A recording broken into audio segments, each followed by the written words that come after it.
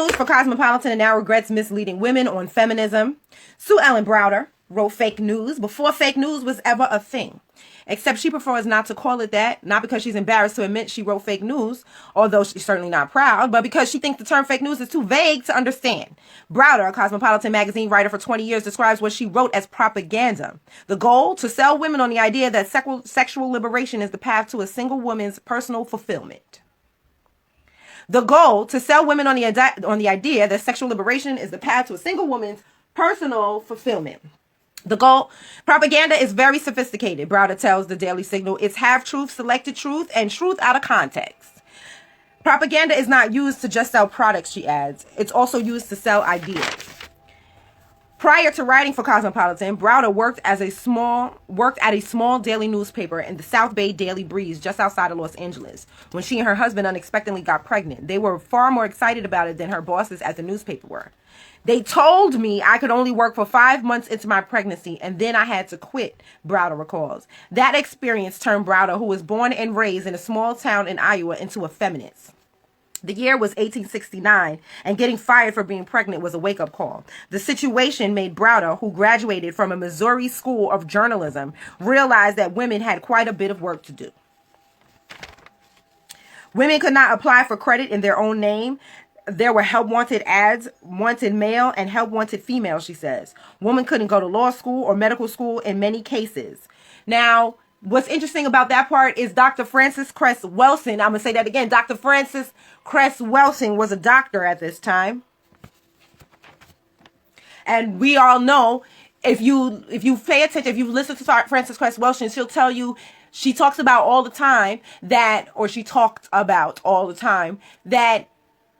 when she was a child, she wanted to be a nurse, and her father and her mother told her, well, if you're going to be a nurse, you might as well be a doctor. So at a time when this white woman is being made to feel that she couldn't go to law school or she couldn't go to medical school in many cases, Dr. Frances Cress Welsing was already a whole doctor, going on shows and debating people and whatnot, writing thesis papers and writing the ISIS papers. Okay. There was a lot of discrimination going on, and that's why in the late 60s and early 70s, many women of my generation identified with the feminist movement. Being a feminist back then was very different from what it means today, when many perceived that movement as an anti-male and pro-abortion. The feminist movement was fighting for equal opportunity for women in education and in the workforce, Browder says, of its early roots. The sexual revolution, on the other hand, was fighting for all sorts of sexual freedoms. So how did the two become so intertwined? In part, Browder says, through the propaganda she wrote. Beginning in 1971, Browder worked for the legendary Helen Gurley Brown, who was Cosmopolitan's editor-in-chief for more than 30 years and the author of the best-selling book 1962 book, Sex and the Single Girl. Taking cues from Playboy magazine, Brown turned this struggling magazine into an international empire. She gave her writers a printed list of rules to follow, which included instructions on how to make up parts of the story to sound more convincing. Browder still owns her original copy of the rules today. Flipping through the pages, she reads 2 examples out loud. Unless you are a recognized authority on the subject, profound statements must be attributed to somebody appropriate, even if the writer has to invent the authority.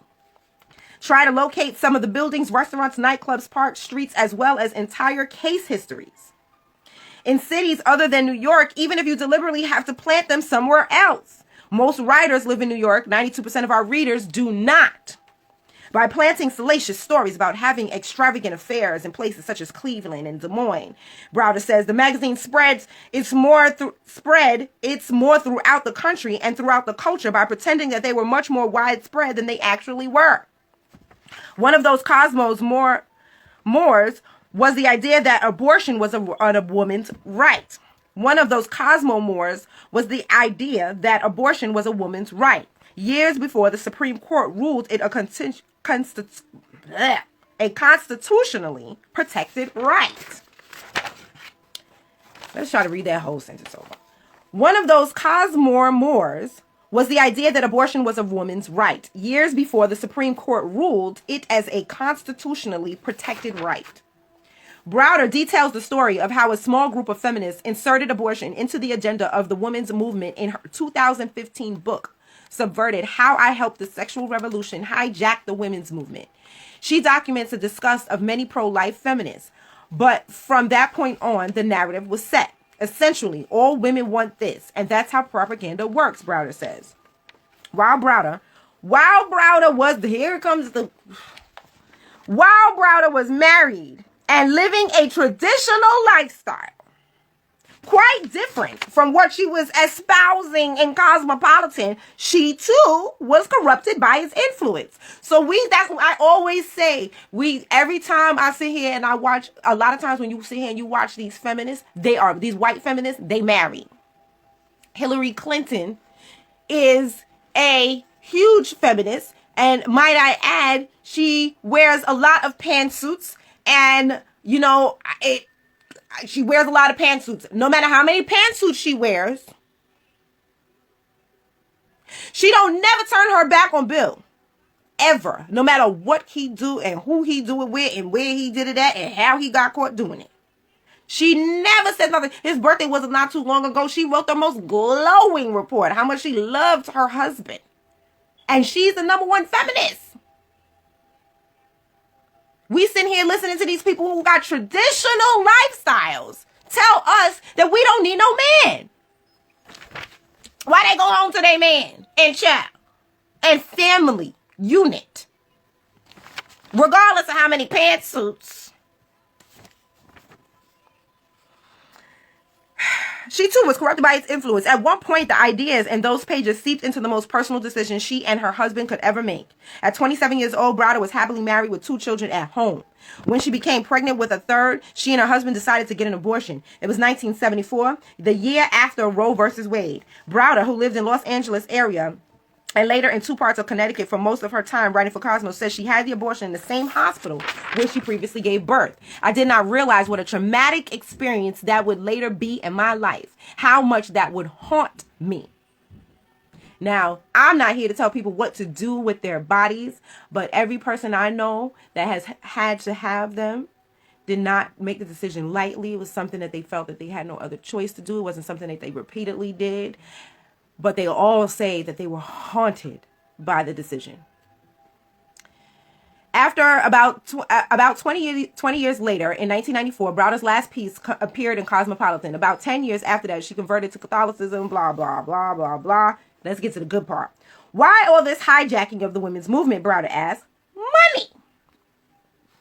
Why was Cosmo so successful? Because it attracted advertisers. Why did it attract advertisers? Because it worked. When a young woman and an insecure woman reads these magazines and thinks she has to have perfume, cosmetics, hair products, beautiful clothes, single travels, abortions, contraception, when she thinks she has to have all these things, she's going to spend a lot of money. They're telling you on one hand, be yourself, and on the other hand, they're saying you're not good enough the way you are, buy all this stuff to be beautiful. Why aren't you beautiful just the way you are? I'm confused. Here's the perfume. Oh, yeah, you stink too. By the way, your hands don't look very nice either, and your hair color is all wrong. Oh, and when you're tired of hearing about that, have some ice cream and a little booze to go with it, because then you'll know you'll be too fat, and then we'll have to put you on a diet.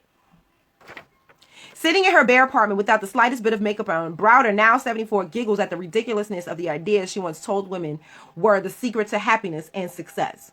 But then she turned serious, reflecting on the damage she's done and the damage such magazines and websites continue to do.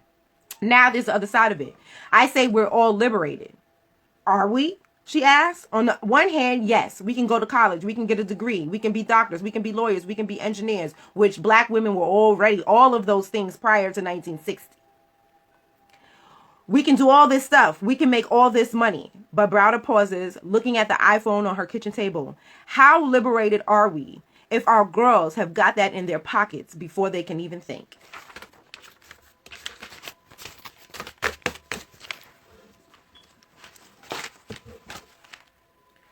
Don't you let these people sit here and tell you you don't need no man. I'm watching right now a concentrated effort to make black men look bad in the news. Not that it isn't always like that, but I'm just watching more and more of it. And don't you let that sway you just because a couple of dusty idiots did some dusty idiot stuff. Don't make all black men bad. The white man has run through this world, raping, killing, murdering, enslaving. But the white woman stands by his side, watches him while he commits these genocidal acts against the people. Sign up for free text alerts. You can find the link in my bio or in the description.